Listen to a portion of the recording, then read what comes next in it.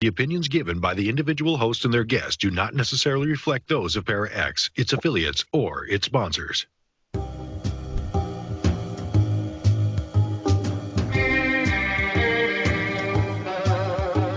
Step outside of your comfort zone.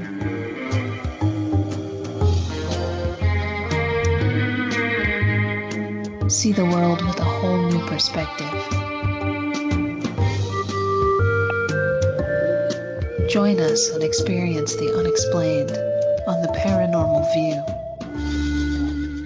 And welcome, everybody, right here to the Paranormal View on the Para X Radio Network. I want to thank everybody for taking the time to be with us tonight, those in the chat room and those listening from around the world. We appreciate each and every one of you.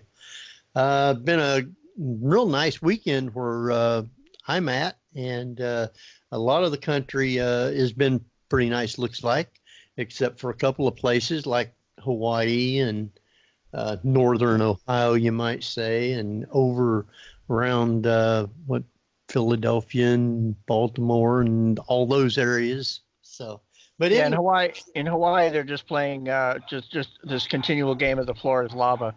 Yeah.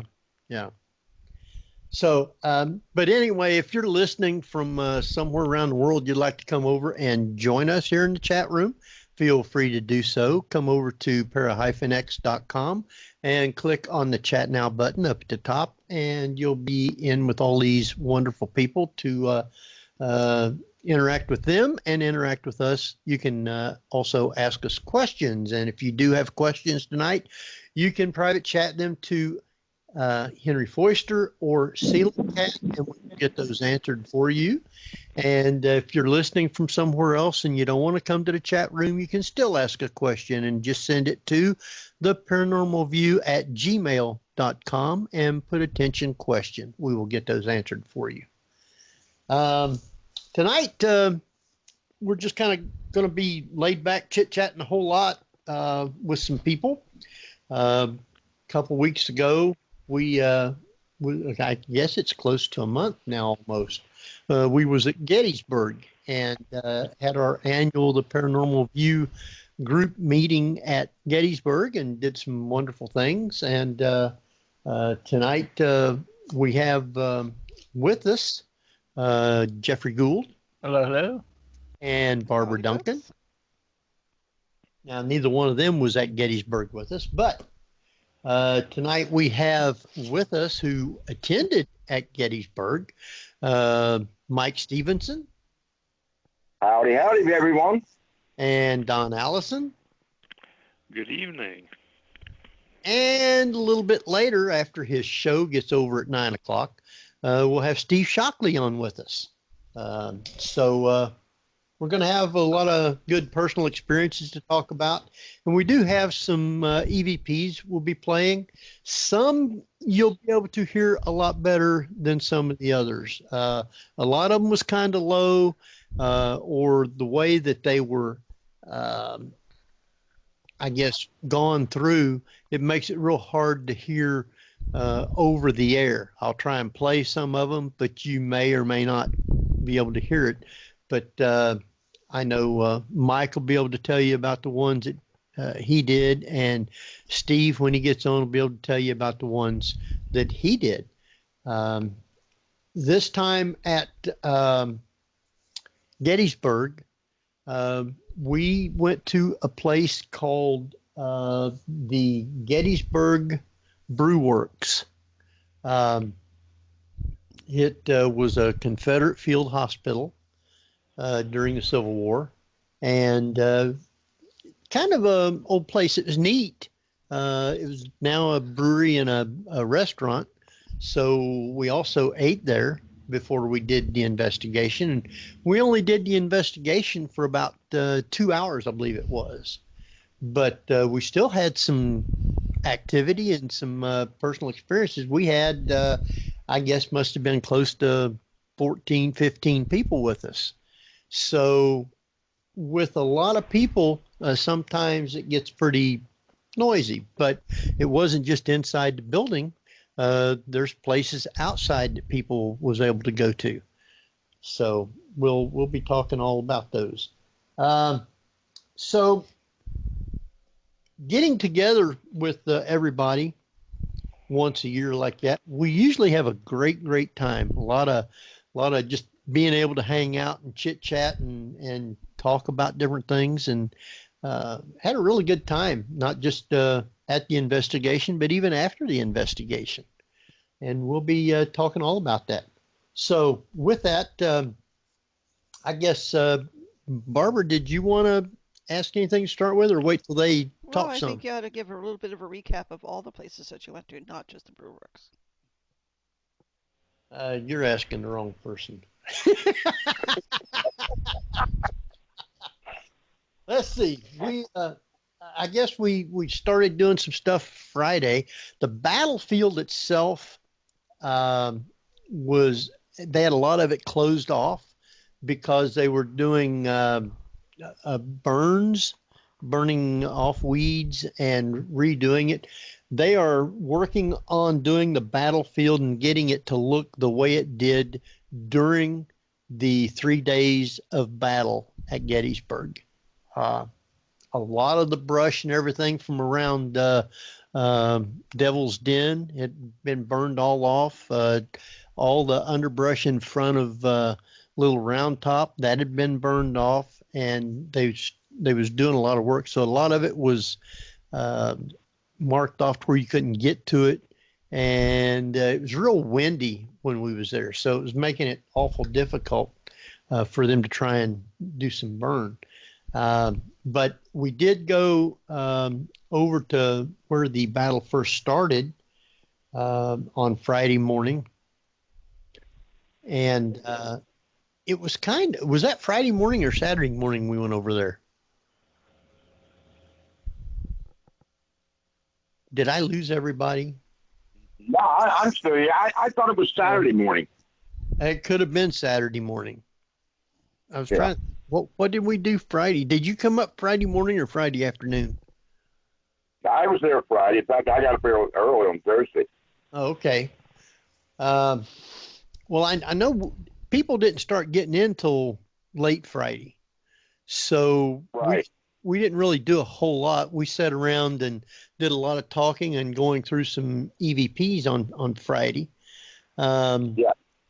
But I think we went out to eat. We went over to the pizza place to eat dinner, or late lunch, I guess you might say. And then then we didn't really do a whole lot on Friday. I don't think we went to too many places on Friday. We did Saturday morning, though. We went over to where the battle first started, over by, who was the general that got killed? Reynolds. Reynolds, yep. We went over and seen his marker. Some of them walked out into the woods there. Again, Yep. The time we got over there, it was getting very crowded. There was a lot of people there over the weekend, and I wouldn't have thought that there'd been that many in early April. But there was so many people where you couldn't actually get out and do any EVP work. You could just kind of like go around and look at the sites. So we did that, and then everybody just kind of bummed around the biggest part of Saturday until Saturday afternoon, late Saturday afternoon, I guess. We did go to Mr. G's and had ice cream, and did some walking around town like that. Then we went to dinner, and that was right close to the hotel. I guess that might have been a late lunch, kind of, wasn't it? Yeah, I think it was more. It was before we ate at the Brew Works. I'm pretty sure. Right. Yeah, it was. It was more of a lunch, yes. Well, now I take that back.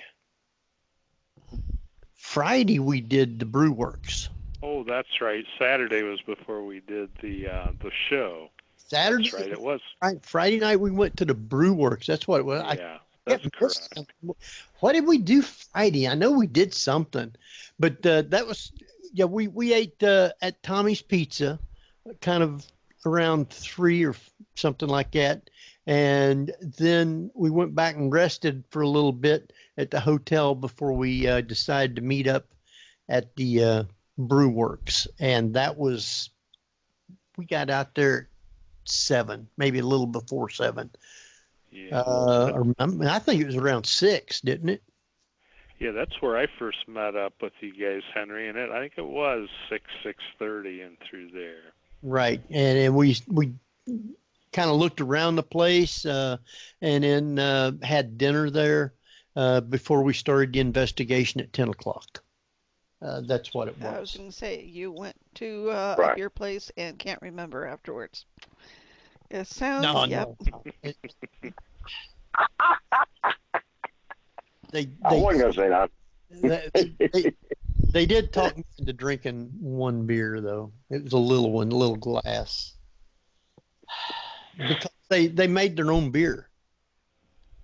They also made their own soft drinks. At a Brew Works, who would have thought? Yeah, that's what it was doing, though. And I tried one of their soft drinks, and I couldn't do that. So.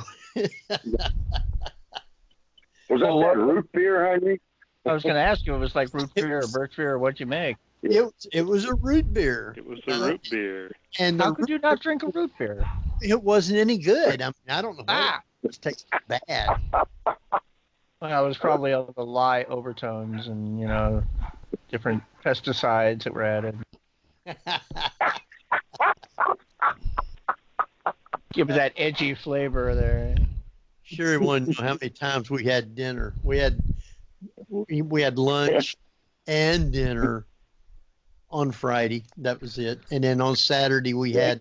You realize lunch and dinner are 2 different meals, right? It's not like how many dinners you had. It's not like you're a hobbit. Right. Well, she was wanting to know how many times we ate, kind of, so. But that's the way it was. And but we had a good time. I mean, I got to meet Don's wife. He brought her, and it was nice meeting her. Had a great time, and I understand she had a real good time too. So. Yeah, that was her first ever investigation, and yeah, she really enjoyed it. Well, we got a good group of people that comes out, and we don't do things hardcore, you might say. We just have a good time when we investigate. I mean, we do listen and use our recorders and things like that, but we aren't into it to where we're killing people or anything like that. Is that something you often do at investigations, of which I've been previously unaware? They do all kinds of things on investigations, man. I mean, you're not supposed to, create your own ghosts. I'm just saying. If you can't get activity, I mean, you got to do something. Go somewhere, I guess. Around the root beer. Yeah, nice fresh ghosts. Yeah. There you go. Yeah. Not the ones that expired. Bring your own. Surprisingly, I had my my niece and her fiance come. First time they've been on an investigation. They had a great time too, and I let them use a recorder, and they was going around doing things. I didn't get a lot from them. I did get 1 or 2 recordings that they did that should be able to hear when we play them after a while. I do have one thing though, and I caught it on their recorder, and I caught it on my recorder, and it was from outside. The one on the recorder they had was basically kind of like the same thing, but it sounded different. And I only caught it on just the 2 times that I was recording, because I'd record for 4 or 5 minutes and stop it and start recording again. Well, this only happened and lasted for maybe a minute and a half, and it stopped. I never heard it with my ears, only on the recorder, and I don't know what caused it. So if you want to put your headphones on, I'll play it and let you listen to it to see what it sounds like. And I got Mike here with us, and he might even be able to tell us what it is. So let me get these up here, and we'll see what it is. This one was from my recorder. I was outside, and I believe I was with Cat Gash and Carrie, and we was not far from the pub, from the brewery, just right out back and over to the left. So I'm going to play it. Put your headphones on and see if you can hear. You'll hear us talking, and then you start hearing something. No, I'm not right. It said barn, I think, too. Mm-hmm. Oh, it's a barn. Yeah. Oh, it's a barn. Mm-hmm. That's a barn. Yeah, Could you hear it thumping? Yes. There was some thumping in there. I have no idea what caused it. It only lasted about a minute and a half, and it stopped. If it had been an analog cassette player, I would have thought it was just the reel spit turning around. No. I'm just saying I'm saying if it were, it isn't. Obviously, it was a digital recorder. But had I, in the old days, if you had an old cassette player, sometimes those sprockets would get a little loose, and it would just like kind of wreck your recordings. Well, if I'd heard it with my ears, it'd have been different. But there was nothing outside that I was hearing, other than just the three of us talking and I guess the night sounds. There was a lot of night sounds out there, but nothing to cause that. But my cousin thought the same thing on theirs, and I'll play it for you, even though it sounds different on this recorder. Mm-hmm. Take this over. Oh, wow. We thought we were seeing things. Those are frogs. Yeah. Spring frogs. Turn off your flashlight. But it's still that same type of clacking type rhythm. Yeah. I have no idea what was causing that. And both times it was outside. Those dang aliens. Dang UFOs and their aliens and all. Have no idea. Well, that one sounded more like Henry, can you radio. send them to me and perhaps I can clean them up some? Do what? I didn't hear you. What? Send them the audio files. Yes, I'll send those to you. Not Great. now. Do it after the show. Right. I no hurry. It sounded, that second Now, one what'd you sounded say? more like it was outside radio interference. Yeah. But what kind of radio interference? And it Because could we have didn't been a police scanner radio or something. ELF waves or whatever. it could have been some kind of radio waves causing it, but at the same time I didn't hear anything, so it couldn't have been coming from a radio. Well, you wouldn't hear it. Yeah. I don't recall seeing any type of towers nearby there. There's things they call phasing that can happen with towers, but I didn't see anything close that might cause that. But like I say, if once I get the recordings, I can analyze both of them and see what's really in there. Okay, they said that they didn't hear it real good in the chat room.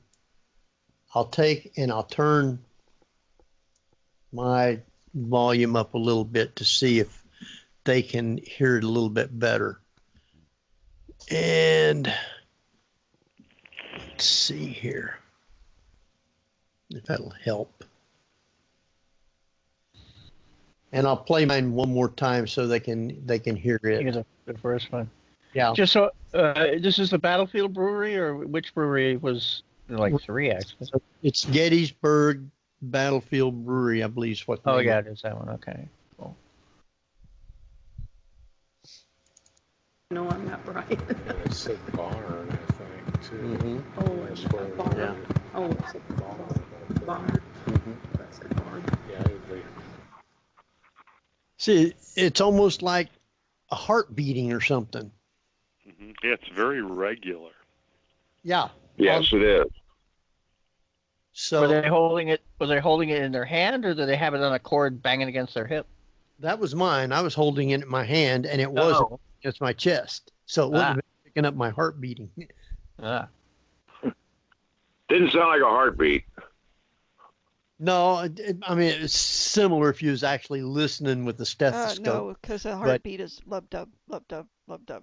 This one is more, yeah. Oh, is this it? more like somebody is Yeah. just rhythmically flicking the mic. Right. Yeah. So I don't know what was But it called. definitely had a pattern Oh. to it. That's Oh, yeah. see, that's the interesting part. It had a pattern to it that repeated. Right. It started out kind of slow and then got into a rhythm. Right. So Yeah, that's why it's intriguing me.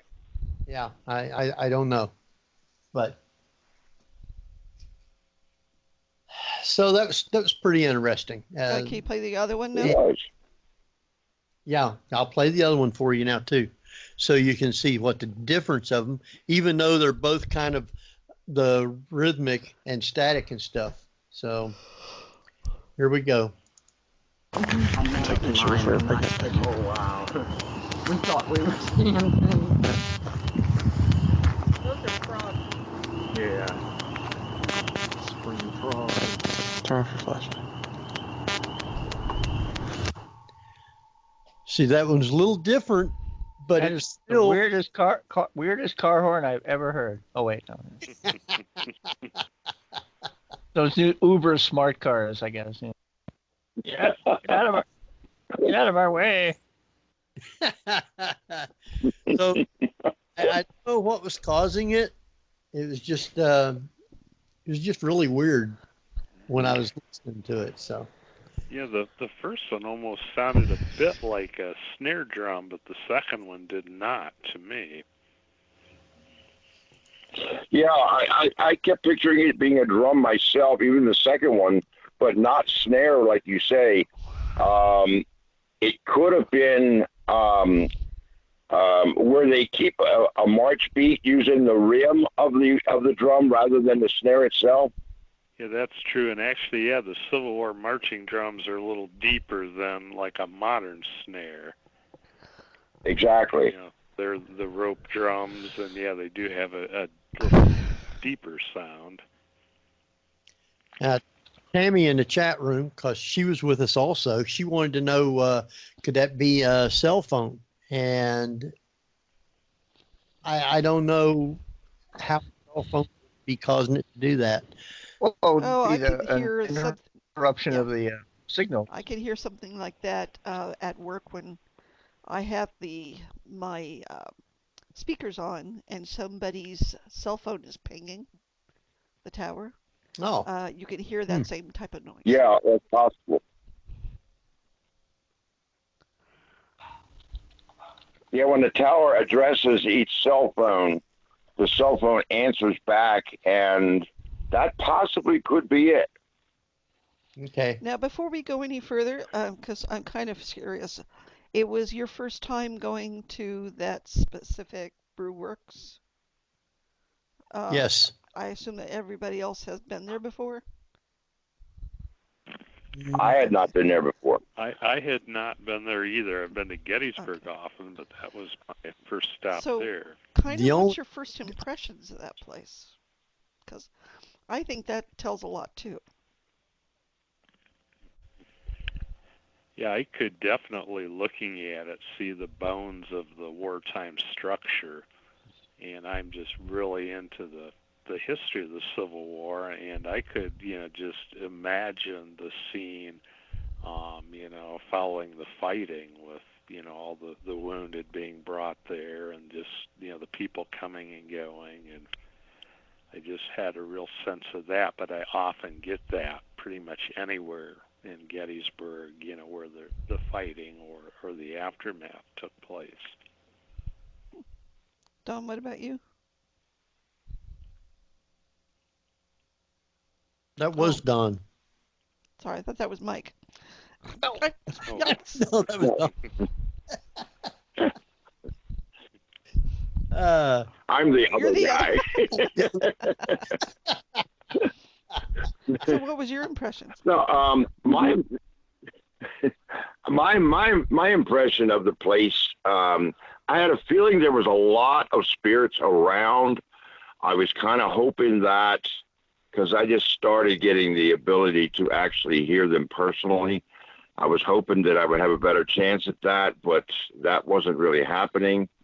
I just moved, so some of my equipment had been kind of misplaced. Of course, naturally you find it when you get back. I was hoping I would have had my RT EVP unit with me, but I did not. So like everyone else, I had to record stuff and play it back later and see if there was something on it. And I don't know how many of the EVPs I had sent Henry will be usable, but obviously there was at least one or two people who were really serious about trying to talk to me there. So I'm hoping something will come out of it, but I'd like to go back myself. I thought it rather interesting. What kind of squawk box was you using? Actually, what I was using was my HD cameras. I was using the audio tracks from the HD cameras. I was setting up cameras, hoping to catch something with them. I have some HD cameras I was using. I was also using a couple full spectrum cameras. And after I look at the videos, I go back and strip the audio and then play it to see what is on it. And that's where I was getting. So, and the interesting thing is that the two places that I was getting things seemed to be both in kind of cubbyhole type corners.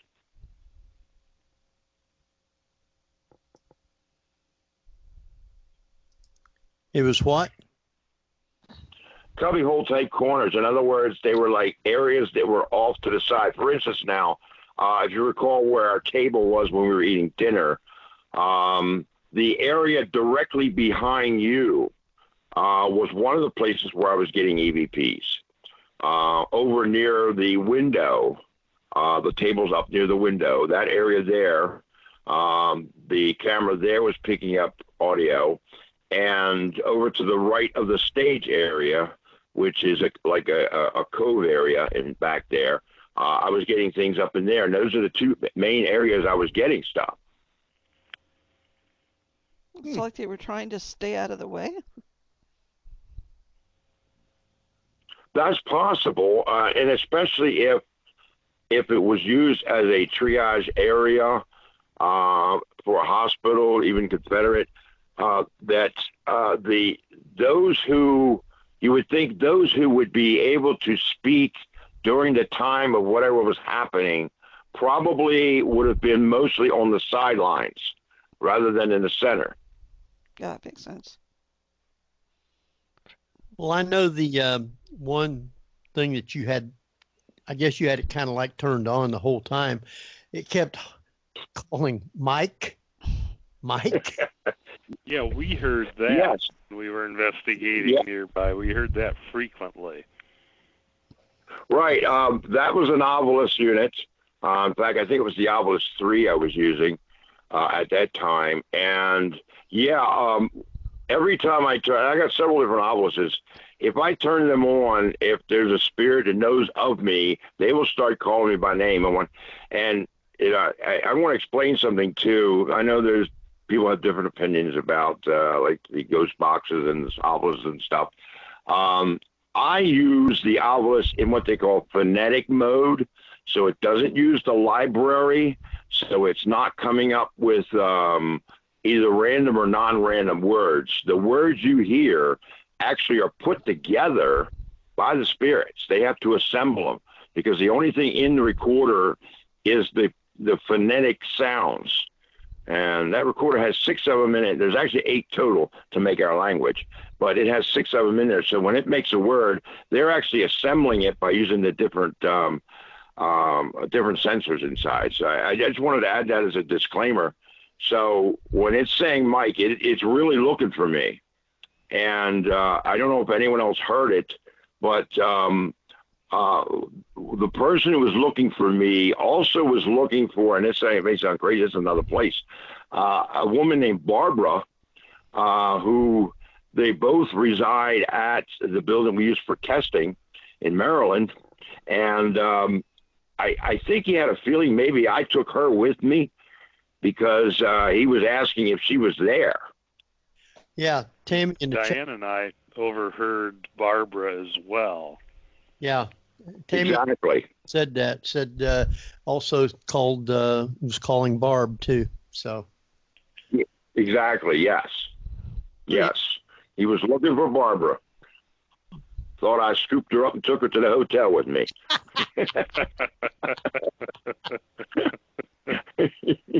Well, I was all alone at night, I'm telling you guys. The thing I like about that particular device is you don't hear it going, tat, tat, tat, tat, tat, tat. It was just quiet until something was actually talking. Exactly. That is a good thing about it. And I've actually built a few filters when I record, because I always record when I'm running that too. Built some filters that filters out everything except that unit.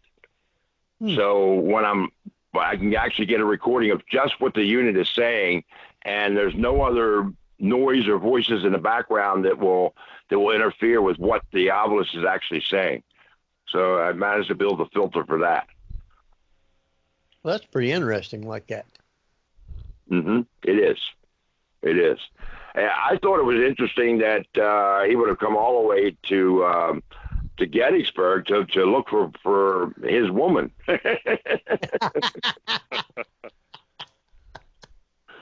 The really bad part about it, and I don't want to get into all. I think one of my other shows we did, I kind of talked a little bit about it, but he once told me that the reason why he keeps looking for Barbara is because Barbara's supposedly in love with me. Oh. So this is an interesting threesome going. Now, I didn't hear, but did anybody say anything to you about being touched or anything like that? Hair pulled or cold spots or anything? I didn't hear anything of that type. I don't know if anyone else did. I don't recall anyone mentioning that to me. Yeah, I didn't hear anyone mention anything like that. However, from what I understand, one of the places there in the Brew Works that has activity is the women's bathroom. Maybe that's where Barbara was. I don't know.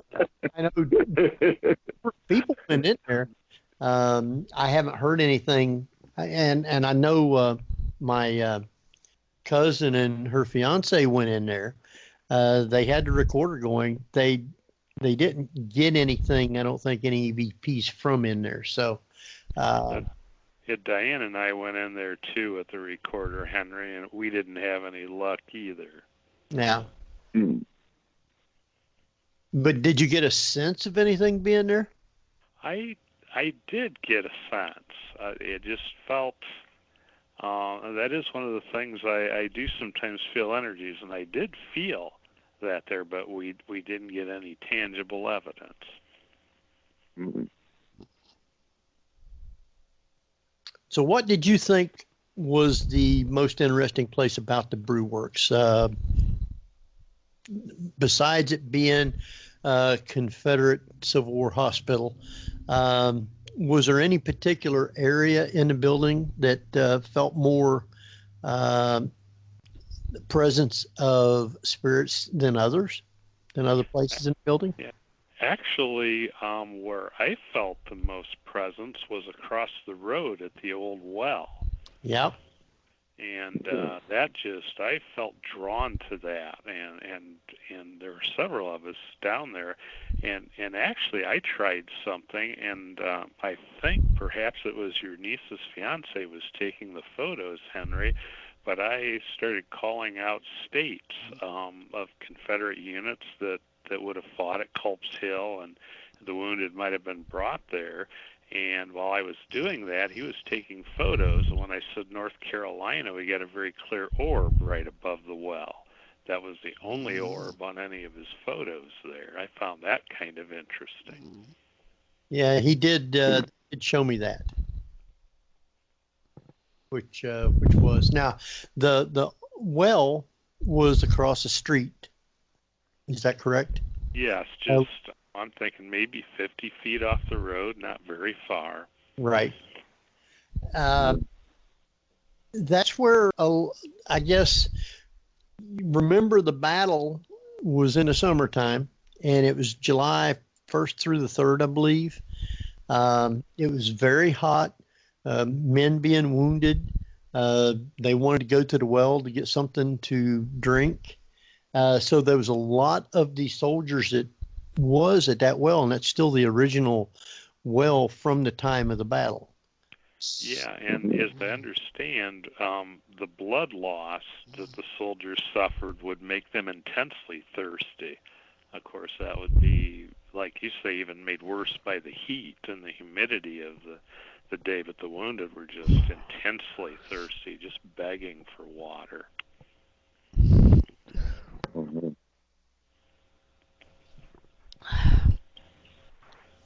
And yeah, that is where I felt the most energy was right around the well. I was kind of slow to leave because I really felt it. And it's still an active well? As far as I know, it appears to be. We didn't try it out. I don't know if they have any covering over the well. How tall is the well up off the ground? Oh, it's maybe 3 feet. I mean, it's what you would picture of an 1860s well, a low stone circle, and it had a small roof over it. Mm. Was there a bucket there with a rope that you could drop down into the well? To be, it was rather dark, and it was kind of hard to tell, and I was, I guess, more focused on actually the proximity and the area around the well as much as the well itself. I'd like to go back in the daylight now next time I'm there and get a closer look. Well, now, you did some other things. The reason that you come to Gettysburg a little early because you had some events going on, didn't you? Yeah, and that's why I wasn't able to join up with you guys until, towards supper on Friday and then a little later Saturday. But yeah, I was there to do some events in connection with my book. I Met a Ghost at Gettysburg. That's doing rather well, isn't it? Yeah, I've been just thrilled. I know we've talked before, but I had never even thought of doing anything in the paranormal field until some of my experiences in my house that we're restoring, and then there at Gettysburg, and I'm very glad I did it. I have learned a lot about the paranormal field. I'm working on a follow-up right now to the book. You'll have to let me know when that one out. I was just going to say that ought to be really interesting, the follow-up book. And actually, some of what happened, last month, and then the trip the year before, was kind of an eye-opener for me. And I have some things from that trip that'll be in the book as well. And just to let people know, where was that at? Happened to be at Gettysburg. Yes. And it was at the hotel. What was the name of that hotel? Now, the one that Diane and I stayed at, or did you guys stay there? You didn't? No, I was talking about the one where we did the the Fairfield Inn. Fairfield Inn, yeah. Yeah. Oh, we didn't stay there, but boy, that was an incredible investigation. Yeah, I really enjoyed that one too. Yeah. My problem is this, and I'm not saying anything against anybody, but there was a lot of people there who are sensitives or mediums, and they could see spirits and I guess kind of like sense them and communicate with them. And I'm just sitting there scratching my head. I don't see anything. I don't feel anything. And they're saying, well, they're right there. I don't see anything. I don't feel anything. But it's not like you haven't not ever seen anything. Well, but you didn't drink enough root beer, Henry. What it was. Yeah. But usually, unless I catch something on the recorder, it's just, I don't I don't sense it. I mean, sometimes I might be able to sense that there's something here that there's not, but I don't see anything or anything like that. Not that I want to start seeing something. At least not with anyone between you and the door. That's it. Yes.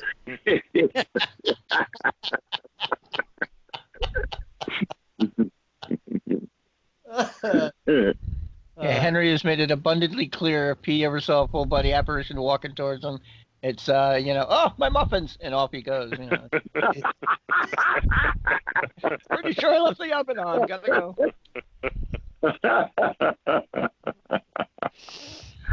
Oh my. But we have a great bunch of people. I mean, everybody that comes to be with us, we just have a great time. Lots of fun. I think what we'll do is take a quick 2 or 3 commercial break. Won't be real long. And then I'm going to let Jeff take us out, and I'll bring us back. So, Jeff? Yes, well, you're listening to the Paranormal View on para-x.com with host Henry Foister, ceiling cat Barbara Duncan, and myself, Jeffrey Gould, going over Henry's evidence and such from Gettysburg, Pennsylvania back in April. So stay tuned for more of the Paranormal View after the break. Whether you're listening at home, at work, or anywhere, thanks for making Para-X part of your day. Your source for everything paranormal. Para-X. And welcome back, everybody, right here to the Paranormal View on the Para-X Radio Network. I want to thank everybody for being here tonight. And those listening from around the world, we appreciate each and every one of you.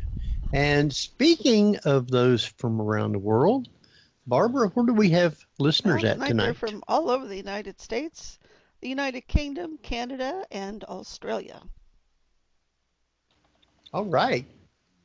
And we have some good friends that listens a lot from Australia, don't we? Hey, Jeff Dean. Yep. Dean's one of them. So a lot of times he'll send questions via the Facebook. No. He does to me. It comes over our website. Our gmail.com site. So, but tonight we got with us Jeffrey Gould. Hello.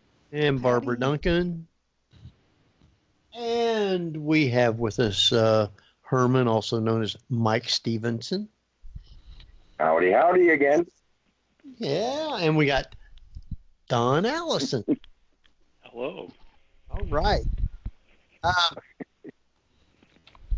I'm sure that probably be about another 20 minutes probably before we get Steve on. And we was talking about some of the different EVPs. Sometimes I know Mike does it, and I know Steve does it. You get EVPs, and it's, in a sense, it's hard to hear, and then you guys try and clean them up, and sometimes by doing that, it's still hard to hear. And it makes it, even if you try to play them over the air, it still makes them a little harder to hear. However, also for dessert said, did you catch the giraffe race? No, I didn't see the giraffe race. But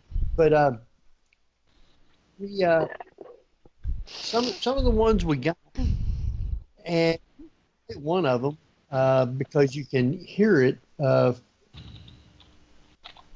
where Mike, it was calling Mike's name a lot.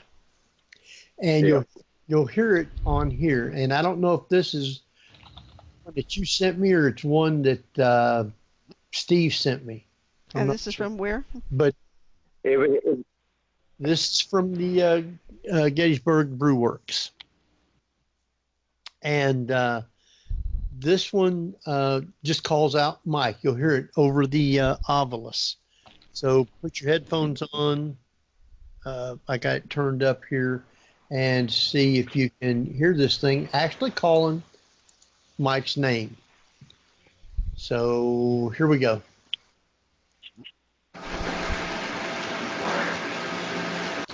Now, it had been enhanced, I guess because it was pretty low, but you could still hear Mike right in there. I'll play it for you one more time.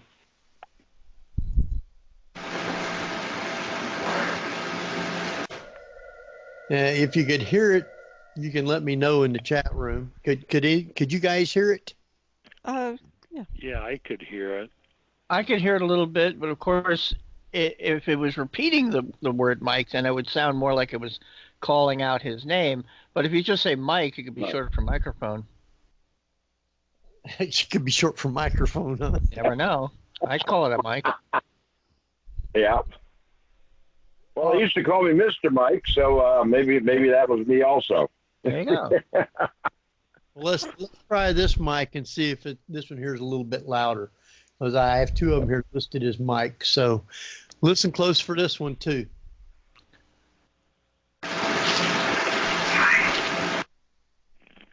Could you hear that? That was a bit clearer, yeah. Yeah, that was a bit clearer. And it was interesting because it sounded a little whispery. Yeah. And that wasn't over the Ovulus, I don't think, unless it was over the Ovulus and somebody with a recorder like Steve picked it up. Yeah. Did you see it just needed to add, Mike, is this thing on? Yeah.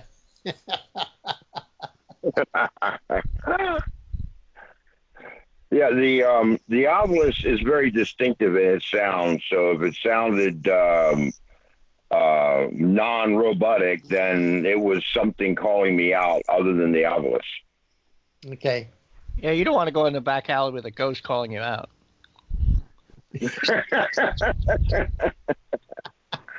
I've had that happen before, but that's different story. I thought that was pretty good. Yeah. The only things that I recorded was that clacking noise. I didn't get anything else other than something that I got from off the recorder that my cousin that I let use. And you'll have to put your headphones on and turn your volume up, even though I enhanced the sound of what this thing says. It still might be hard to hear, but I hope everybody will be able to hear it. Again, they were, I assume, outside. I'm not sure exactly whether they were at the well or outside somewhere, and they was asking a question. I will play it for you. I got it on here somewhere. Okay, here it is. And turn your sound up and see if you can hear this one. Let me know if you can hear it. So you just have to kind of listen a little close. Is anyone with us? It's real quick, and it's right after it gets kind of loud. Listen real close again and see if you can pick it out. Is anyone with us? Could any one of you guys hear that? I heard it. Yeah, it didn't sound like a word, though. I got two words out of it. I'm not sure what they were at this point, but there was definitely two words said there. Yeah. Exactly. Yeah, I couldn't understand it either, but it sounded like it might have been 2 words. It's 2 words. Yeah. And I'll tell you what it Right. says. It says, I'm here. Because the question was, is anybody here? And it picks this up saying, I'm here. Yeah. So I'll play it That's again. a very good catch. I'll play it again for you and see if you hear it. Just turn your sound up. I won't turn mine up so loud and see if it works better. Is anyone with us? Yeah, it sounded much clearer that time. Yeah. It was real quick. Just, I'm here. Yes. Yeah, it's definitely there. So Good catch. I thought that was pretty interesting. That's something that you could actually hear. It's pretty interesting. So. Well, the good thing about it too is that the response you got coincides with the question at hand. It adds more validity to it. Right, because they was asking a question and it was answered. Exactly. Yeah. Exactly. And I was impressed with how quickly the answer came. My experience with the ghost box or EVPs is usually there's a bit more of a time lapse before you get the answer, but that seemed immediate. Yep, it was pretty quick. Yeah, didn't take. Yeah. So what was your overall feelings of the Gettysburg Brew Works?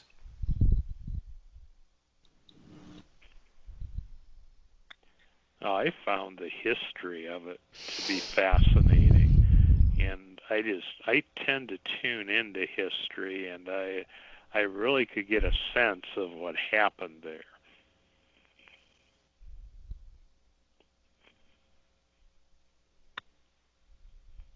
Is it a place that you would want to go back to investigate, or just to visit for the history? Both, actually. Now, I know Mike was using, was that an infrared camera you was using?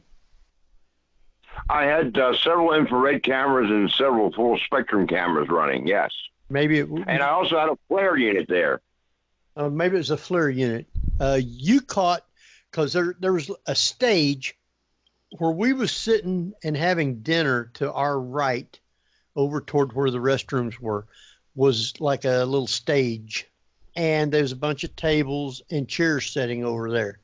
You took a picture and picked up, after you cleared it up, bodies of people sitting in those chairs. Oh, yes. It was quite a few. A lot more than was even in our group. And most of our group, I mean, there was only maybe 2 or 3 of us in that building area at the time I snapped that shot, and there was no one in the area that I snapped the shot. So every body that showed up in that flare picture, that heat sensitive picture, was not any of us, and it looked as if it was business as usual, so to speak. There was all kinds of people sitting at tables and chairs there. It was just like looking at a shadow, though. You couldn't make out what they looked like or anything like that. Now, in your opinion, could you tell the type of clothing? There were 2 people that were closest to me at the table, and they seemed to be looking right at me. And I couldn't really tell for certain the type of clothing they were wearing, but it seemed to be 2 women, but they may have been wearing period dress. When I say period dress, I'm talking about, the 1800s style, because the outfits they seemed to have on did be kind of full looking. But what was really interesting was, and I'm not certain about this, but just prior to the show, I happened to look at the picture again myself, and they seem to be wearing something, I'm going to call it a party hat. But, considering the fact that this had been a Confederate hospital, they may very well have been wearing nurses' hats. They may have been nurses. I'm not certain. But, you know, that thought came to mind just prior to the show because of how the two closest to me, I mean, they were close enough. If you look at the picture, there'll be the two people that is to the left on the picture. And they were rather close. They were no further than 6 to 8 feet away from me. Now, I'm sure that when it was the Confederate hospital, there wouldn't have been tables and chairs there. So would that be maybe spirits that are still hanging around and sitting in the chairs anyway? Like that they know that there's people there watching them? And could have been. Yeah, it very well could have been. It could have been a previous time, a time in the past. You know, it's hard to see even how recent it could have been yesterday. It could have been last year or 10 years ago. I'm not certain. Unfortunately, you know, there's no way of dating that. It was something obviously in the past because the present, the people weren't there. Well, maybe they were there, but otherwise the flare wouldn't have been picking it up. So it could be people from the past who enjoyed coming there. I don't know how long the brewery had been open for business, but who knows? People do collect in places they enjoy being, and they could very well have been former customers there.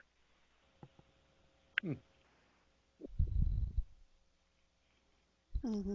You never know. You never know for certain when you're doing an investigation, either for your audio or video or photographs per se. What period you're going to end up getting?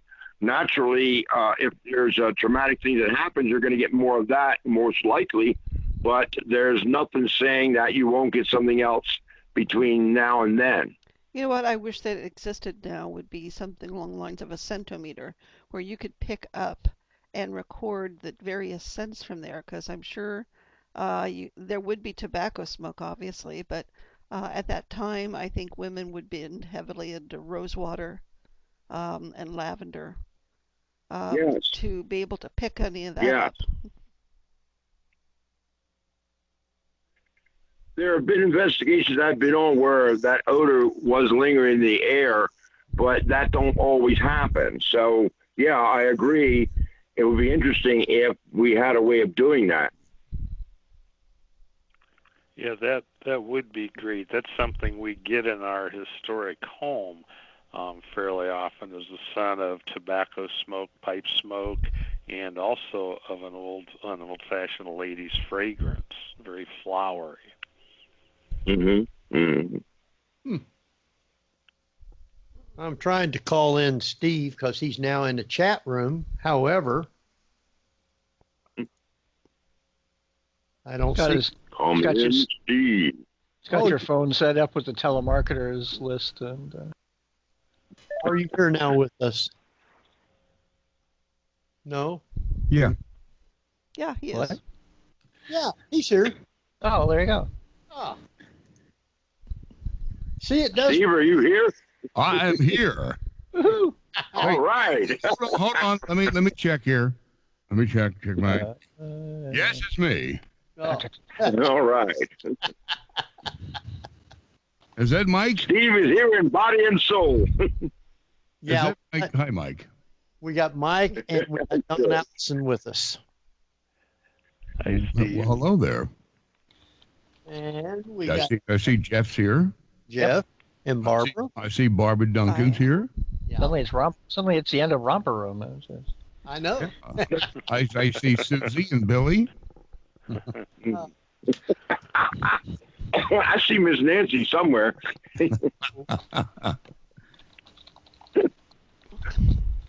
We've been just talking about the Battlefield Brew Works and some of the different things. I played a few of the EVPs that we've gotten, some from Mike and one or two from myself. I haven't played any of yours yet because I was waiting for you to get on. Okay. But I'm sure Barbara's going to have a bunch of questions for you too. What did you think of the Battlefield Brew Works? Well, now keep in mind now that when I got there, I was desperately ill. Yeah. I was fighting off, some horrible whatever it was, and it something that lasted about 2 months. So I wasn't really feeling anything. I didn't feel the presence of anyone there. Now we went outside. I felt that there was something there. And I didn't. Normally, I'm not an orb person. I don't put a lot of weight in orbs, and I tend to discount them because you really can't prove that they're anything. I don't think they weigh that much as it is. Well, that's true. They don't. Unless you boil them in water, then they tend to get fatter. Exactly. There you go. Anyway, I took a series of photographs into this one particular area. And the same pattern of orbs, three, like a triangular shape, showed up in every photograph. There were like 6 photographs I took, one right after the other. Then a few minutes later, I took a few more, and they were still there. They remained stationary. You don't do that if it's dust or a bug. Alien, huh? They were just, I can't say what they were, but it was something to take notice of. Oh, this is weird. Now, inside the brewery, again, I didn't feel the presence of anything, but the EVPs that I got, when I got home, I was listening to them. There was a lot of whispering going on all around me, behind me. And I was very aware of the folks that were sitting at the tables where you were across the room. I would not have picked up your whispering. The folks that were sitting to my left at a different table were not talking at all, so it wasn't coming from that direction, but it sounded like folks that were whispering amongst themselves. They weren't intercommunicating with any human or any live person in the room, but they were rather communicating amongst themselves, like, look at that, did you see that? They just got up and walked. And then conversations like that. But you couldn't make out what they were saying. When was that Mike? Was you saying that you felt a presence over in the corner, or was that Don? No, I had said that myself. Yeah, there definitely was a presence over in that corner, and that was directly behind where both you and Steve were. Yeah, definitely.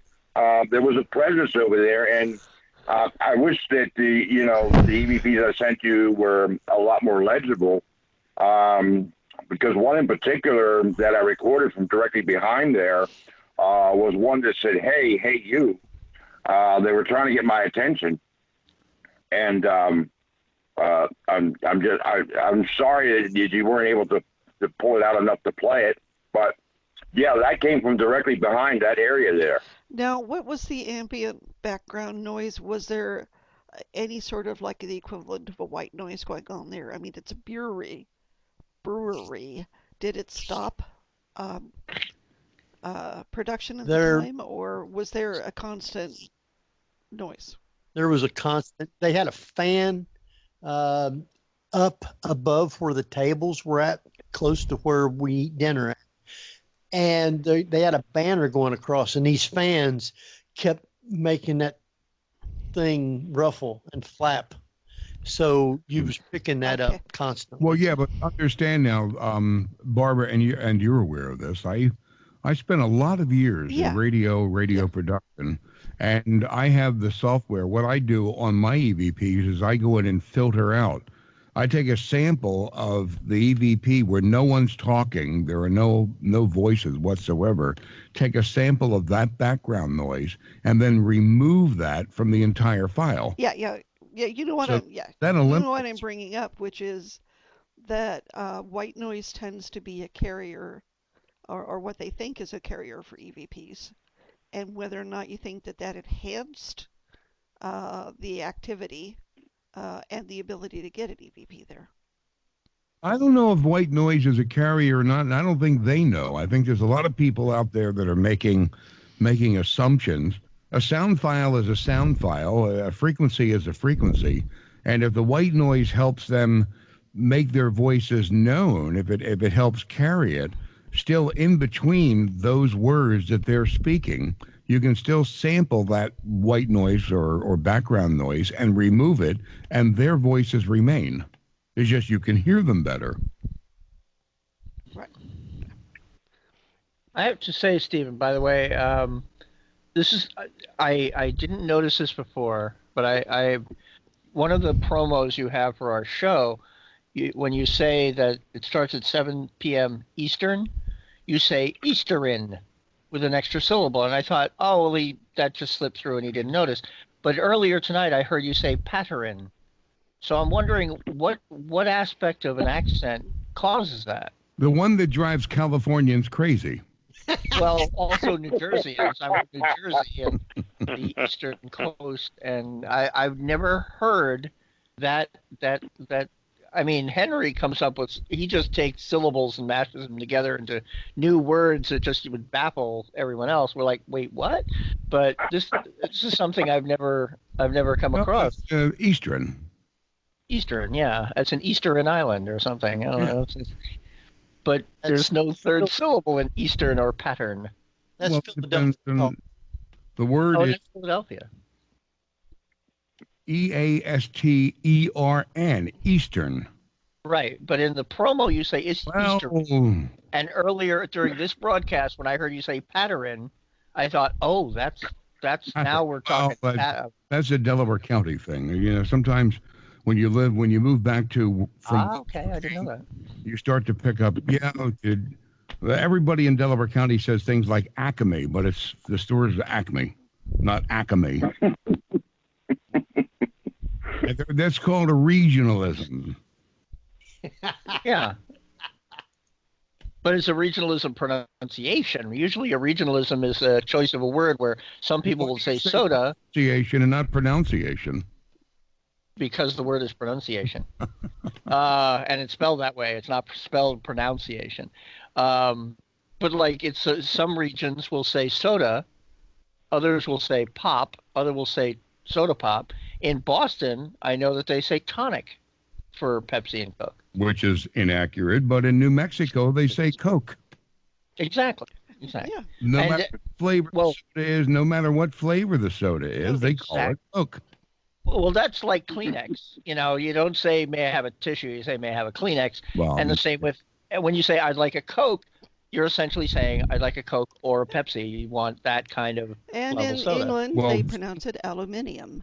It really doesn't matter. We saying love that. Saying Kleenex is a programming thing through advertising. Yes. We have been subliminally programmed to say Kleenex because it's a trademark, not an item. Exactly the same with Google, which is, you know, most people, instead of saying, you know, do a search, you say Google it. Because, you know, it's like the most known search engine.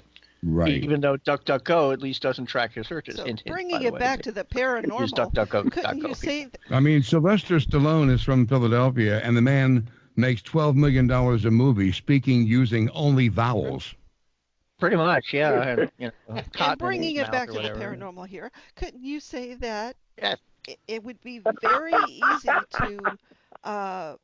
to label and discertain which era these spirits are coming from due to the dialect? That's true. That's very true. Yes.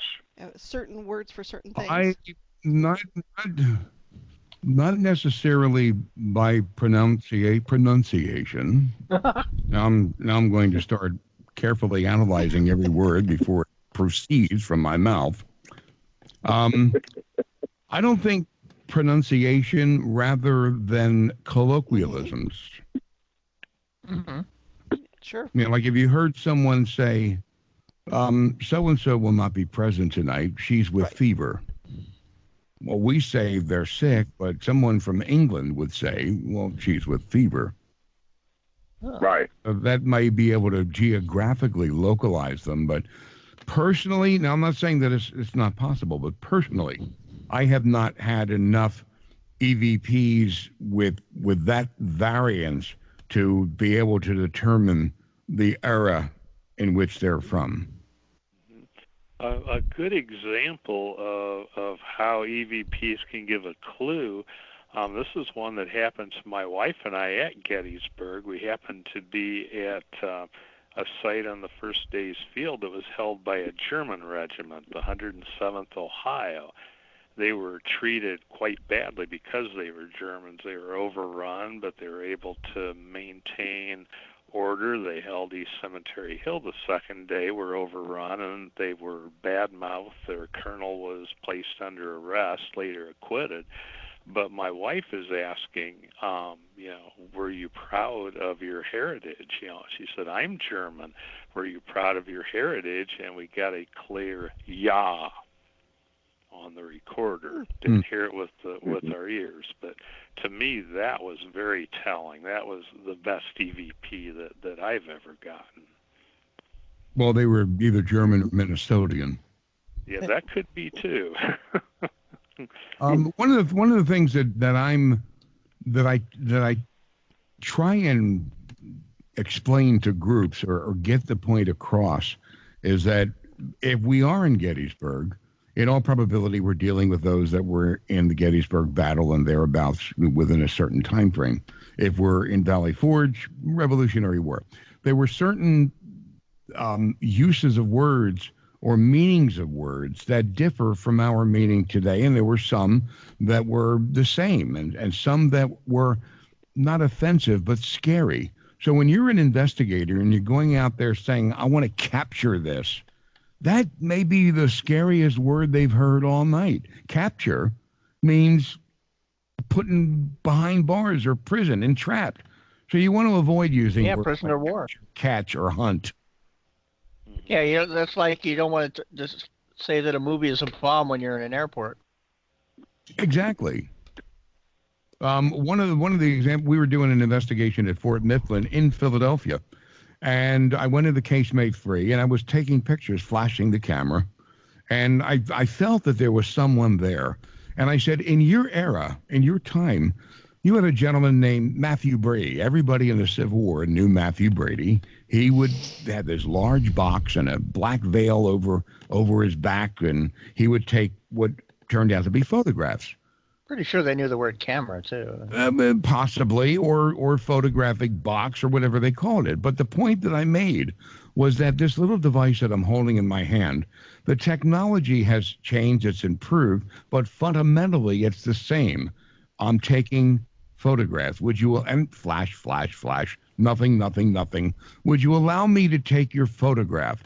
And I clicked the button to flash, and there was a huge, what looked like somebody had blown a plume of cigar smoke directly in front of us that formed into what looked like an 1840s mountain man with a beaver skin cap and a long beard and mustache.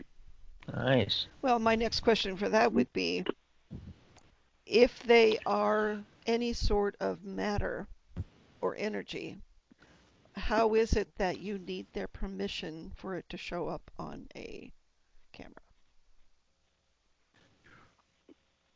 The probability is, of course, consent may be more of an abstract concept than we realize.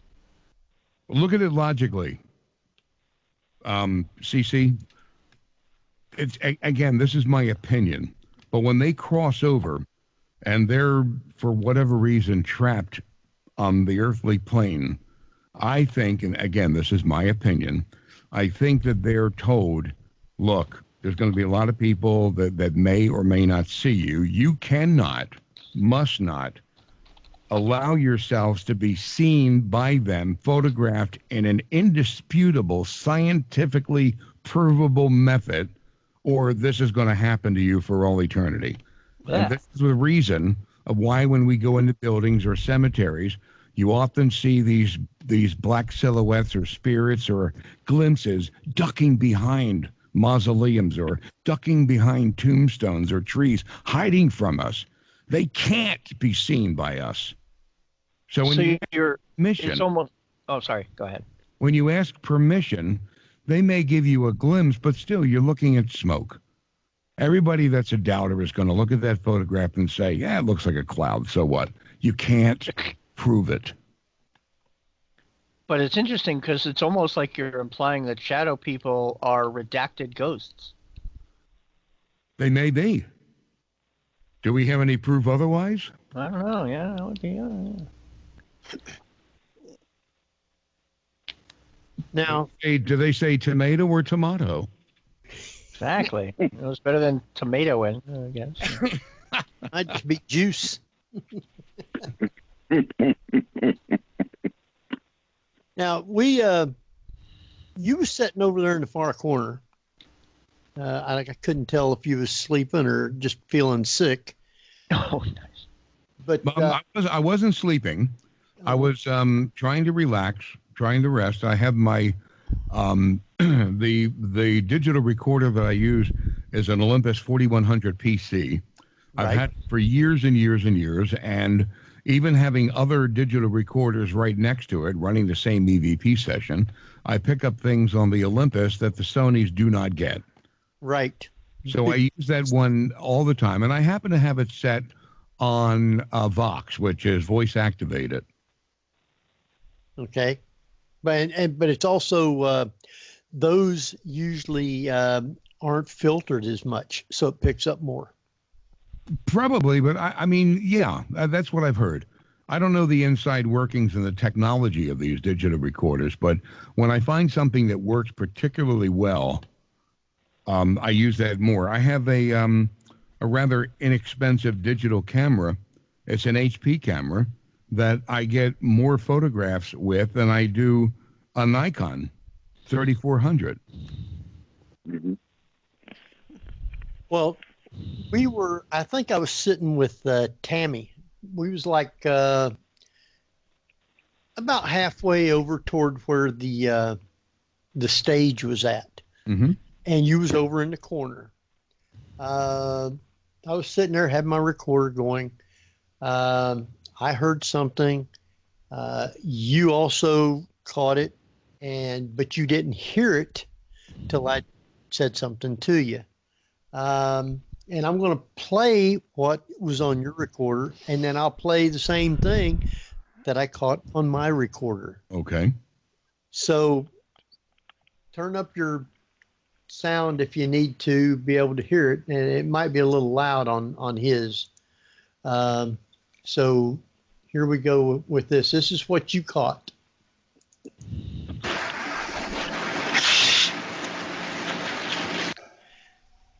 Now, I'll play the same thing that was on my recorder when I told you about it. Let's see, here it is.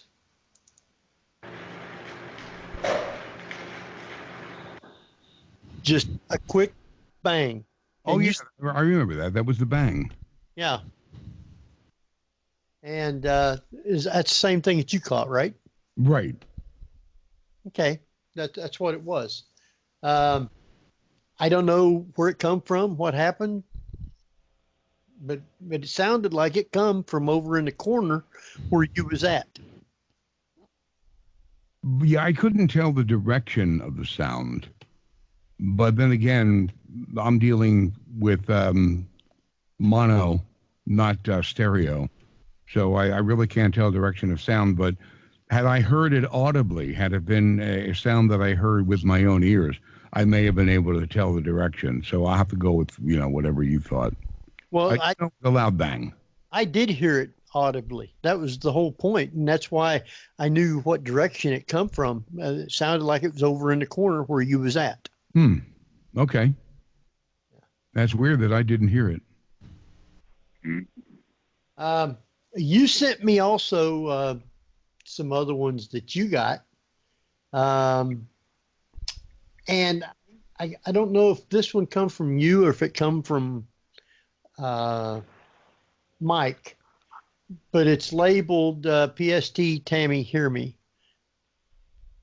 And that wasn't from me. Yeah, that was mine. It was Tammy, hear me. All right. I'm going to play that, so see if people can hear it.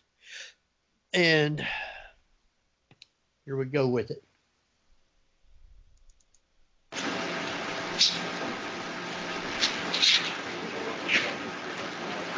And it's just real quick. Psst, Tammy, hear me. I heard that clearly, even when you just played it.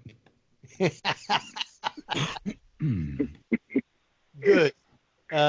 Could you guys hear it here with us? Yeah, And, I could hear it. and if you heard it in the chat room, let us know that you was able to hear it there. Okay. So that was pretty interesting that you caught something like that. Whereas I wasn't catching too much on my recorder on the inside. Now, the EVP that says blanking, Tammy, that's an expletive. Yeah, and you can fairly well hear it too. So I'm going to play that one next because I told Tammy that you'd sent me a couple that had her. She didn't even realize it. So keep your headphones on and we'll listen to this one here. It's Blankin' Tammy. That's the way he's got it listed.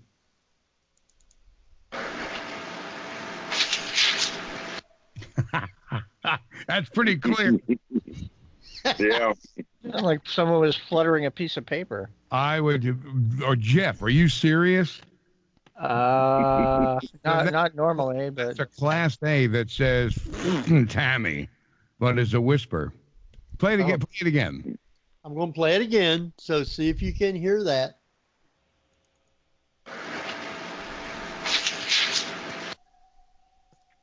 Yeah, it was very augmented to the point that it doesn't sound like words in my ears. Well, it's not augmented. It's just the fan sound was removed from the file. Ah. The file was not augmented at all. I mean the voice sounded tinny enough that it sounded like it still, in my particular ears, sounds like a piece of paper. I don't have a piece of paper to flutter to show how it sounds. Okay, wait a minute. Let me get a piece of paper here and let me up. Where's never find paper when you need. All right, let me see here. That's the paper. Frickin' Tammy. Yeah, you're right. They sound the same. Okay, now that was your voice. So that wasn't the recording.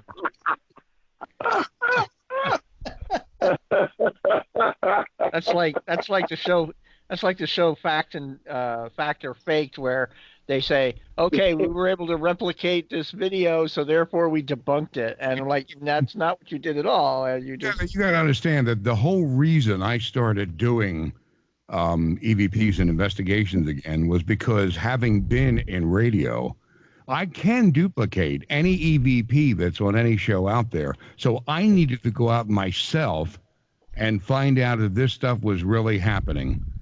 The only thing that I can say is my guarantee that these are on the digital recording, and you can actually do a reading of the frequency and hear the echo, or the reverb in a true Class A EVP, which proves that it's coming from another dimension. That cannot be duplicated. Cool. Now, you sent me. Actually, I think this one come from Mike. You sent one that said Hank. Is that right? Yeah. Yes. There was one I sent you that said Hank. It was kind of low. I don't know if you were able to pick it up or not, but I'll play. It was in the middle of nowhere. So yeah, go ahead and try and play it. See if they can pick that out of there. I'll try it, and we'll see if people can hear it. So it's like off in distance almost. Right. Yes. Something. Play again. It does not sound like Hank, but it's definitely a male voice. Try it again. All right.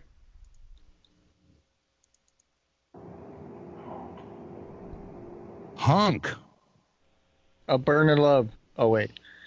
No, not hunk. Oh. Hunk. Well, we got Hunk and we got Tammy, so... Listen. Hunk, a German pronunciation possibly of Hank? Could have been. That's possible.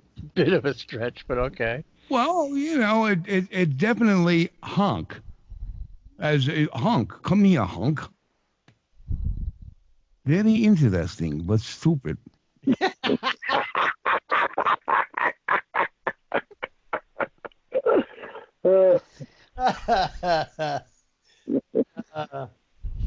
All right. That's what I picked up on it. Now, Jeff, you got to understand that if you do investigations, many times you'll listen to an EVP, a Class A EVP, that will say one thing to one person, yet another word to someone else. Right. Exactly. Oh, I know that. That's very And true. EVPs may say one thing today, and you replay it tomorrow, and it's something completely different.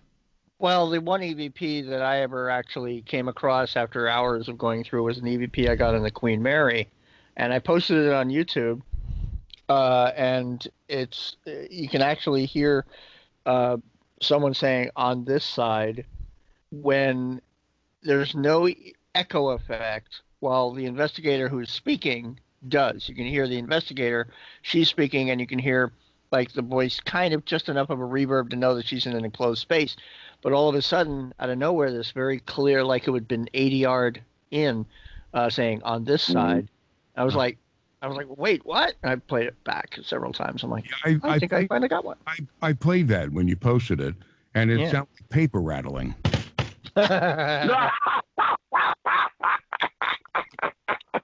I'm kidding. I laughed. I don't know if you were on in the chat room a week ago or 2 weeks ago when I had a little part that I had pre-recorded about an investigation that I did at the Oakwood Cemetery in Atlanta, Georgia, which was put there, I guess, opened, if you will, in 1850. And there was one point where I felt someone tug at my jacket, and I looked down and I said, "Did someone just tug on my jacket?" When you listen to the EVP, you can hear just before I say that, you can hear a child's voice go, "Excuse me," and then I say, "Did somebody just tug on my jacket?" That was a cool EVP. Yeah. Well, at least he was polite, and it wasn't like, "Get out of my way, tall person." Yeah.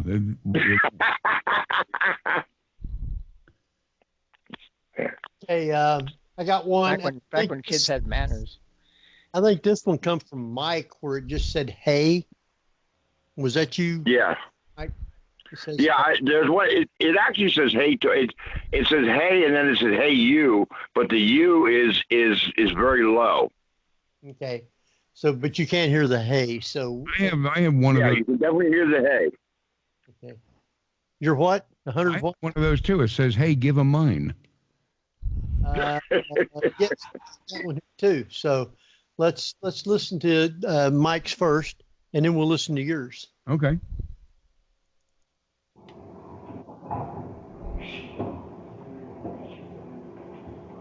Now the first.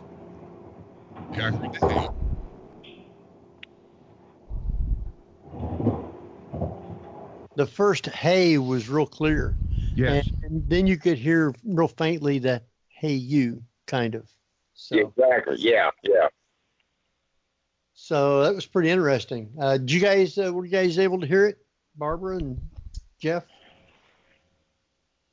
Nobody? Yeah, It's I could faint, hear but it. yeah, it's there. Where were you at when you got that, Mike?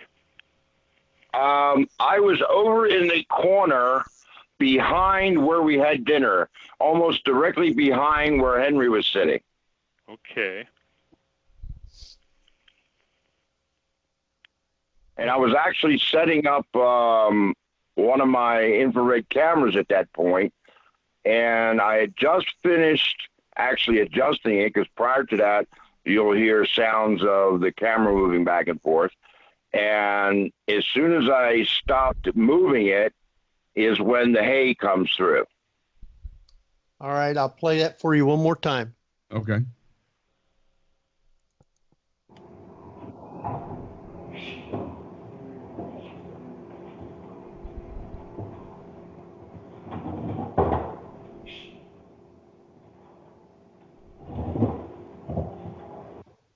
Yeah. Now, did it say "Hey" again right toward the end? It did. Yes. Yeah, the first was a "Hey" and then a "Hey you." And then a "Hey." There was another "Hey." Yes. Mm-hmm. Yeah. That's pretty good. It could have been James Brown. Hey!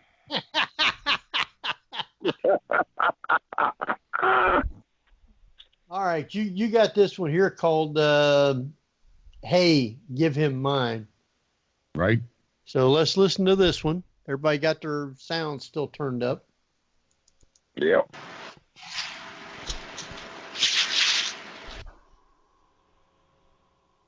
Now, I heard him pass the paper. yeah, I heard the paper. When you play it, it immediately says "Hey," because I might have clipped the Right. the front and the back of that EVP off, but it immediately says "Hey," and then give him mine. Listen to it again. All right, turn your sound up then. Okay. The "Give Him Mine" sounded like the paper, but you could Right. hear it, You can definitely hear the hey, yes. and you hear the "Hey" to begin with. Yes, that's true. You do. The hey sounds pretty clear. So did you get that one, Barbara? The hay part, yeah. Very good. Okay. Well, the other that sounds like paper is "Giving." But there was no paper there. It's That's just some what I'm saying. interesting There was- distortion that is occurring, and I'm not sure whether it's your recorder or removing that ambient noise that creates this different type of sound. Now, that may be an artifact of an EVP. It's interesting. It's an interesting bit of data to figure out when you remove all the background stuff, how it sounds. And maybe that's how they sound to each other. I don't know. But it's fascinating, nonetheless. One thing that I've learned about the EVPs is that they actually are sending each word separately. They're not sending the whole sentence or group of words that you hear in all one burst. It's actually set multiple bursts. And in some cases where it's a longer word, they actually have to separate the syllables of the word. And at times, each section can be a slightly different speed and other factors involved. So sometimes, like you said, now the second words may not have sounded as clear. Possibly, Steve, if you put some of the white noise back in for that portion, it may bring that part back out because there is differences between each word, and we don't always pick this up. We take an EVP, we'll filter out stuff, and quite often, sometimes you'll be damaging one word where you'll be enhancing another. So that's where I've learned that you really sometimes actually have to pull it apart to put it back together. Okay. I still have the original recording files that have been untouched. What I sent Henry were those that were enhanced, but I usually compare it in Audacity one against the other. I have had EVPs, not recently, but I have had EVPs where it just sounds like a bee flying by. And if you slow it down, like taking it from 78 RPM to 33 1/3, it's a very clear sentence. Oh, yeah, absolutely. Absolutely. Well, I think we've all gotten past the point where we realize they're not using their vocal cords to talk to us. There has to be another method that they're using for communication. Yes. And obviously, it could very well be mental thought because thought is electrical. So, yeah. Yes. Yeah. Nobody really knows. I mean, they could be manipulating air to formulate words, which is why it sounds like a whisper. Could be. Although I have heard audible vocal EVPs, and that may or may not be some other type of entity, or maybe not a human spirit. I don't know. Nobody does. One of the interesting I sent you, Henry, because Mike's Ovulus kept going off. Right. Mike. I wanted to throw something at it, Mike.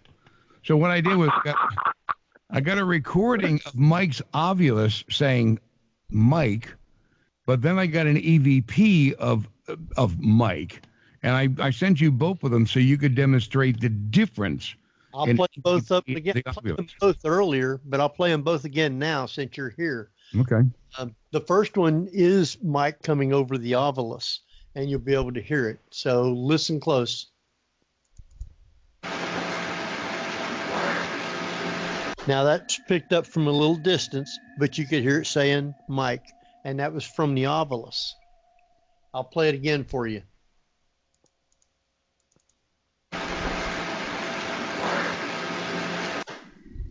And it was doing that quite a bit. Yes. So then I'll take and play the one that you caught. I guess this was on the recorder picking up the Ovulus, or just the word Mike. No, the word Mike was an EVP. It was not the Ovulus. Wasn't the Ovulus. All right. Right. This in here is the EVP.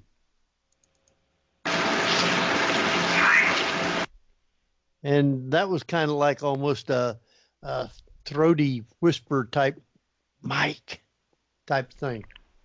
Yeah, that sounds definitely more like a human voice, distinctly to me. So I will. Yeah, Go ahead. I was just going to say, as I mentioned before, the Ovulus has a very distinct sound. Of course, they can be adjusted. In fact, some of the newer ones even can duplicate close to a human voice. But for the most part, and it's why I've always kept the Ovulus on this computerized type voice, is so I can make certain that what I'm hearing is the Ovulus when I want to know it's the Ovulus, and whether or not it is an EVP coming through. So for that reason, I've always kept the Ovulus with that computer type voice, I'll call it, that was originally designed with it, with the very first model. That makes complete sense. Okay, to be able to keep them separately like that. Good. Yes, yes. All right, I'll play this mic again. That was caught on the recorder. It wasn't the Ovulus.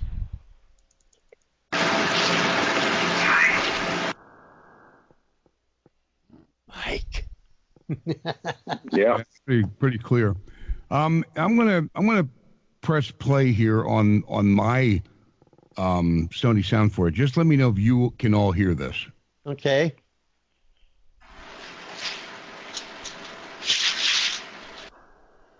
Did you hear anything? Oh yeah. Yeah. Okay. Because is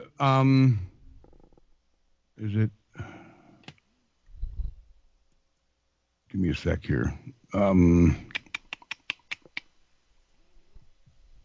Yeah, this is on a loop.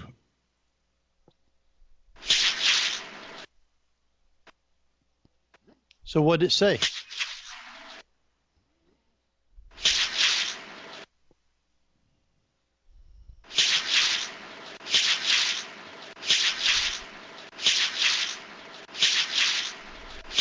Now, to put that on a loop, it's either saying give them mine or get in line. Okay, that was hey, give them mine. Yeah.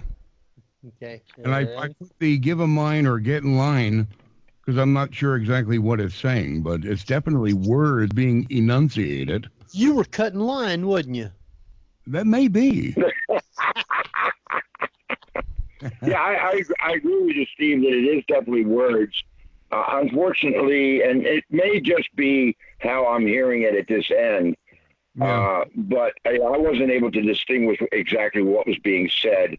But I definitely do agree by what I was getting that it definitely was words. And I've heard, like you, I've heard enough EVPs that I can tell when something is words and something's just noise. You just so I definitely did hear words, but I don't know what they were. Now I got another one. I believe that it come from Steve. You got it listed as ring those firemen. Well, no, I heard a ring, like a bell. Oh, okay. Hear a ring, and then something about firemen. I thought it sounded more like bring the firemen. That could be, but I thought I heard a bell. Well, let's play it and see what everybody else may hear. Okay.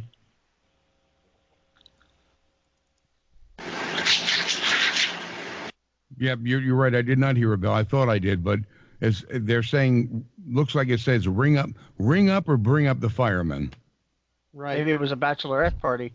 That could be. Jeff's mind always goes to Cosmopolitan.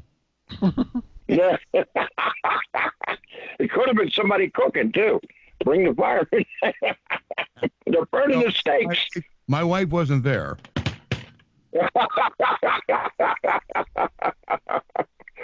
So, were you able to hear that, Barbara? Yeah, I'm just trying to put it in context of the time. I'm not sure. Did they have firemen? Okay. Oh, sure they did. Right. They started that with bucket brigades back as far as the Revolutionary War and before. Right. Right. Would they have been called firemen? In the 1850s and 60s, yes. Yeah. Yes. They did not appear on calendars, however. Oh. And that's, too bad.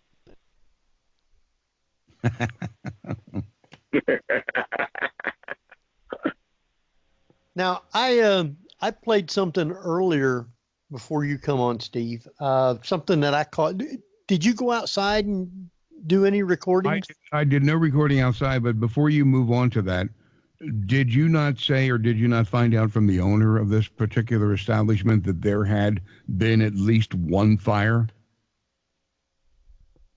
I was trying to remember when you were saying that. Seems like that there was a fire somewhere on the property, and I can't remember where it was at, whether it was in the barn. The barn's still pretty much intact, so I can't remember if he was saying there was a fire there or maybe toward the house or one of the other outbuildings. Yeah, we should research that because that could be an entity from that particular time if it was 10 or 20 years later. Well, if the battle had been going on around the area before it became the field hospital, maybe some of the shells set something on fire. True. Karen is asking to play it again. Yeah. Who did? Karen, yeah. Karen did? Karen. Okay, I'll play it again for you. So put your headphones on. Bring up the firemen. That's what I thought it said. Mm-hmm. Yeah. Wasn't someone who tended a furnace and shoveled coal into it, weren't they identified at one point as a fireman? Yes, they were.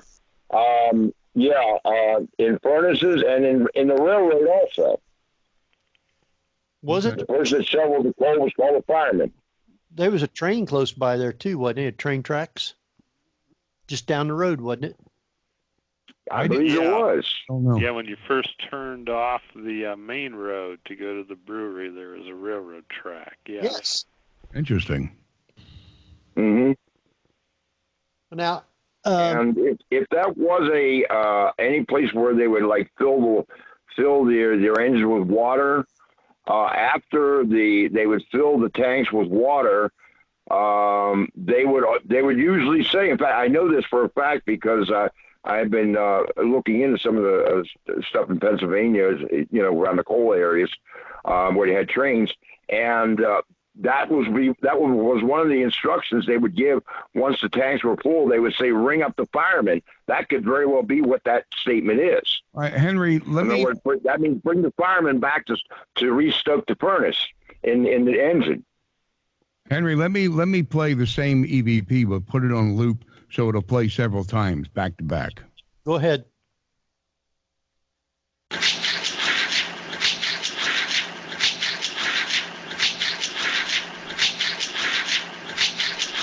Bring out or ring out the firemen.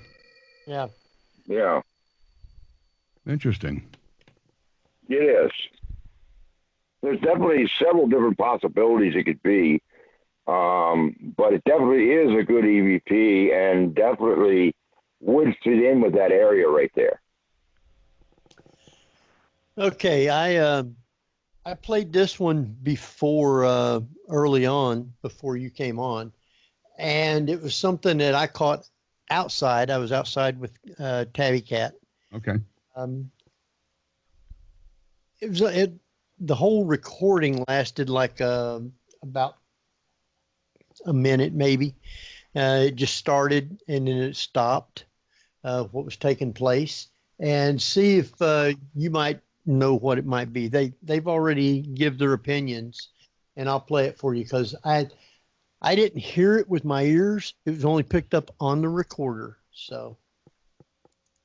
No, I'm not right. And it said barn, I think, too. Mm-hmm. Oh, it's a barn. Yeah. Oh, it's a Barn, I think. barn. Mm-hmm. That's a barn. Yeah, Is that horse's hooves? I don't think of that. I don't know. It could have been maybe. No, Sounds like it- sounds Right. like people drumming their fingers. This sounds like the hooves of horses galloping.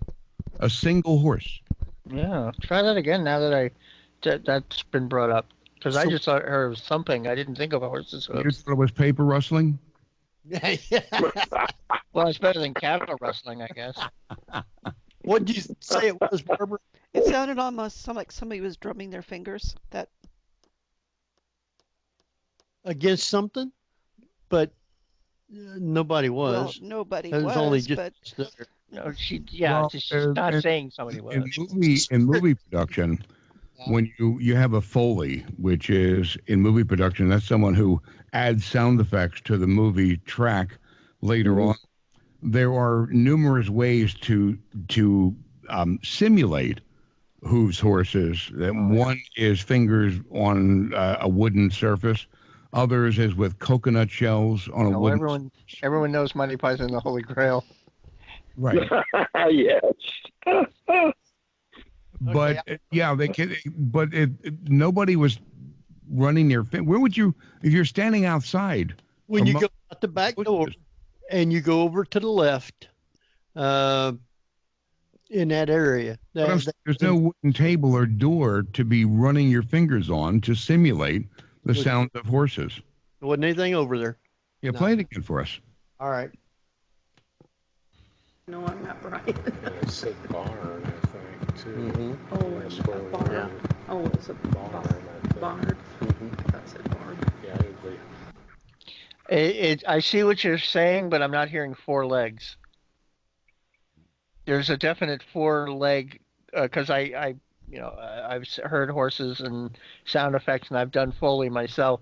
But it's as Barbara earlier was saying that a heartbeat goes lub lub lub lub as opposed to pump pump pump pump. Yeah, I was listening for the second set of hooves, but I was only hearing it was like half a horse. But it did have that kind of cadence. No, I'm saying no, don't laugh at that guy. Don't laugh at that guy because in Gettysburg, we were staying, and Henry has stayed there himself. It was a place called the Battlefield Bed and Breakfast. Right. I looked off to my right, and in the trees, the only way for me to describe what I saw was if you imagine a Confederate soldier with a short gray jacket on, sitting on a horse that's about 21 hands tall, sitting in the saddle, riding the horse at a gallop through the woods. But all I saw was the jacket moving through the trees. Ooh. So it's possible. Oh, yeah, I stared at that. I saw that for a good 15, 16-second run of just this jacket riding through the trees. So is it possible for only 3 of the horse's legs to record an audible sound? I don't know. I think that's going to be a Well, it interesting. could also be trying to phase in between dimensions True, so that only half of the horse was on this side and the other half was on the other. That's very true. It could have been. Now, I didn't realize it till I just played that. But if you listen close, I believe you hear Don Allison talking. Yeah, I think that's myself and my wife, actually. You was out And there I think with us. you and Tabby Cat were nearby. Yeah, I think I remember when that took place, but we didn't hear anything. I don't recall hearing anything. So I'm going to play it again so you can hear it. And by the way, for the listeners, it was not windy at all that night. Mm-hmm. No, it was not. Barn. Mm-hmm. That's a barn. Yeah, I'm hearing within that recording, I'm hearing at certain points, I think there's two points in the recording where I hear 4 legs hit the dirt. Oh, okay. Okay. And it's dirt. I mean, it's not, we were standing. Oh, yeah, it's definitely hitting sod. It's not hitting asphalt or anything, or rock. It's not asphalt, definitely. Which brings up an interesting point of one of the theories is that when these spirits make their appearance in a home or a building, that they're seeing it as they did in 1865. Yeah. Well, it's like the Right. monks that look like midgets because the floor is now higher than it was when they were around. You're only seeing the top half, and they're walking on the original floor below it. Right. Wow. Well, this is the original floor in the brewery.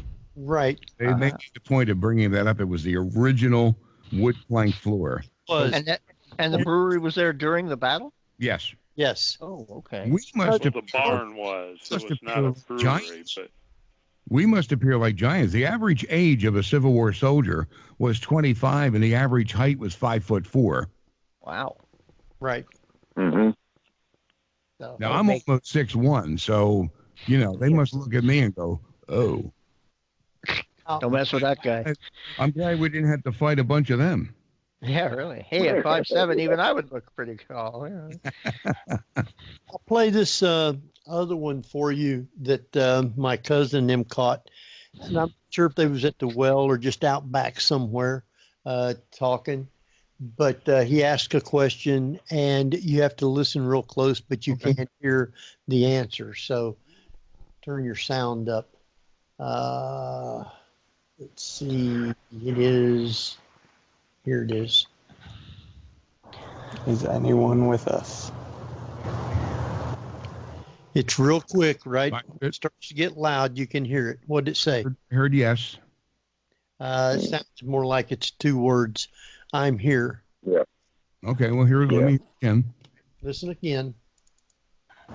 Is anyone with us? Okay. It's real faint, but you can hear him say, acknowledge that he's there. It sounds like a woman's voice, though. You sure? Sound like a man to me. It sounds like a woman. It was a very high pitched. I'm here. Yeah. I'll send that to you, then you can go through it. Okay. It might sound like a man to you because you're from Ohio.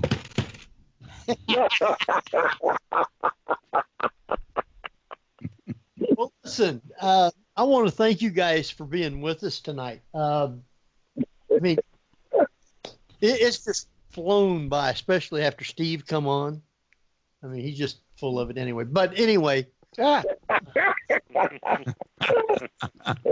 have to acknowledge that during the dinner there at the Battlefield Brew Works, there was a little presentation, and Steve got to wear a pink bow in his hair. Yes. Now explain why. He was so sweet looking. we were planning on going out to the investigation, and Henry had posted several. We're about sold out. Hurry up and get you. If you want to join us, come on out. And there were people posting on Facebook. Well, I can't make it because I have to take my dog to the vet, or I can't make it because I'll be out looking for tires. So I posted, well, I can't make it because I'm doing my hair that night. Oh, wait, I'll be there. So, Patsy, go ahead. You can carry it from here, Henry. Patsy said, no, I'm fixing him. And she went out and bought a pink bow for him to wear in his hair. And he had to put it in his hair. And in respect of Patsy, or Nyla with an N, I wore the pink bow. How else would you spell Nyla? Well, it goes back I'm sorry, long way. but it's GNYLA. G yes. is Really? Like right. I've never noticed that on her Facebook page. You never? No. Unless I've just been looking at the wrong thing. Well, that's an inside joke with Patsy and I that goes way back many years. I would be careful, you might be wearing something. Anyway, I do want to thank you guys because we're down to like 2 minutes. And I wanted to thank you guys again for taking the time to be with us tonight. And I hope everybody enjoyed it. We had a time. We always had a great time when we went back to the hotel after the investigation. So Very much so, yes. Something to do with that. Yeah.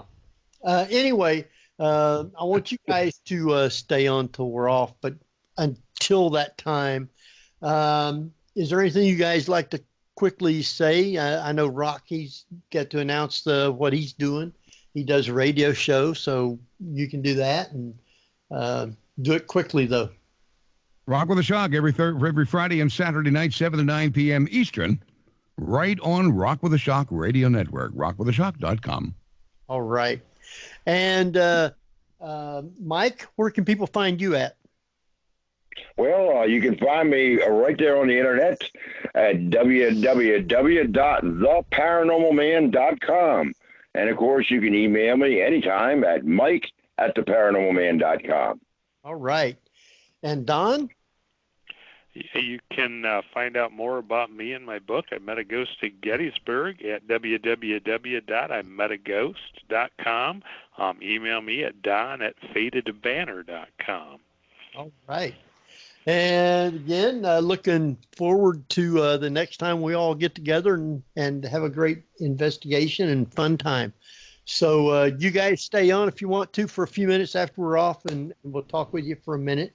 Next week, we have with us Kevin McQueen talking about his book, Creepy California. So he's a fun guest. We've had him on before. So, with that, Jeff, you can take us out. How's that sound? Real quick. Facebook. Now you got me flustered. Facebook.com/The Paranormal View, all one word. The official site is theparanormalview.com.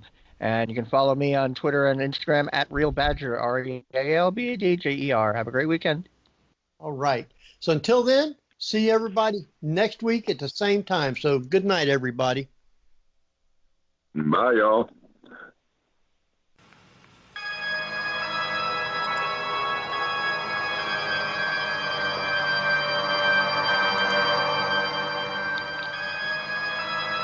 You've been listening to The Paranormal View on the ParaX Radio Network. Join us again next week at the same time for more of The Paranormal